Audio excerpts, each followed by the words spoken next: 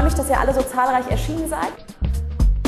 Wir arbeiten auf der Marke BOLS mit ganz viel Passion und Leidenschaft. Wir machen ganz viel mit Bartendern gemeinsam und wir sind nicht ein Unternehmen, was sich einfach in irgendeine Richtung bewegt. The cocktail as defined in 1806 was spirit, sweet, bitter and water. Geschmack ist etwas sehr, sehr Demokratisches.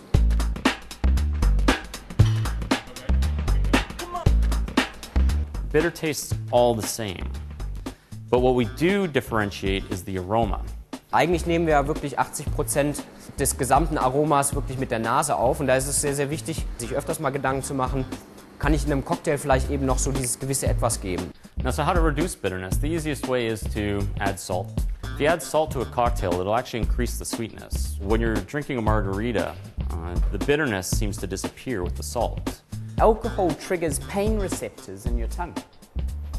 And those pain receptors, when received by your brain, okay, when the message is received by your brain, it obviously reacts and it cuts off a lot of the taste buds in your mouth.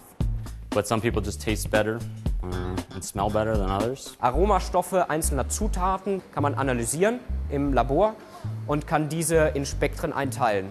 Wenn diese Spektren mit anderen Aromen, die man analysiert, und anderen Zutaten, die man analysiert, übereinstimmen in gewissen Bereichen, dann geht man davon aus, dann schmecken die auch zusammen.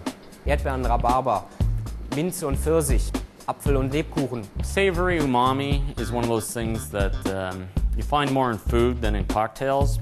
Most people don't know where to find it. And tomatoes are a perfect example. If you make a tomato water, it's very effective in a cocktail because it doesn't add the red color, it's not like mush. So you get this clear liquid that you can use in your drinks. Absinthe, in this case, is being used as a bittering agent as well. A little bit of sugar in there. And this recipe, which, in case you're interested, I took from Harry Johnson.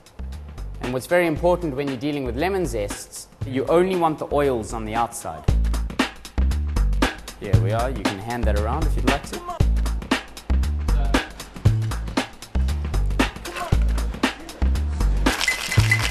This is adenosine monophosphate, and it's a bitter blocker. This chemical, which is present in everybody, and actually blocks the bitter flavor. Now we're going to use grapefruit juice. What happens when you add this is that it changes the flavor of it. It'll taste different. Hier spielt natürlich sehr, sehr intensiv die Rolle der Verhältnisse.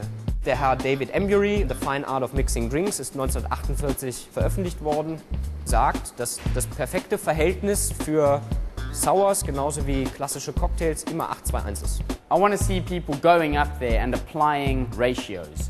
Not just coming up with a cool cocktail, because there's a lot of cool drinks there, but actually taking the ratios that I've talked about today and using them to come up with a drink.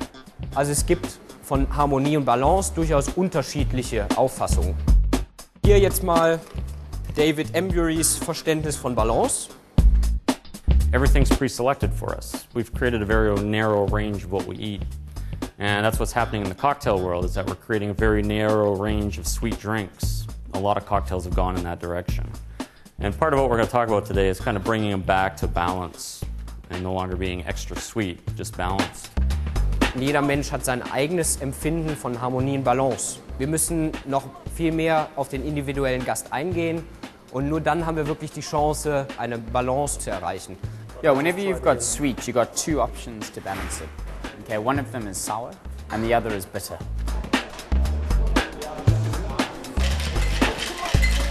If I'm shaking, I make my drink in this and I fill this bit up with ice.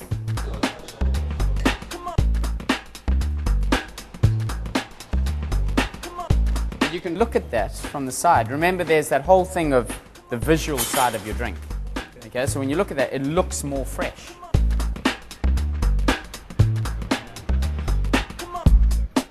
Ich habe gedacht, Aroma ist nur Geruch. Aber hat auch viel mit dem Geschmack zu tun.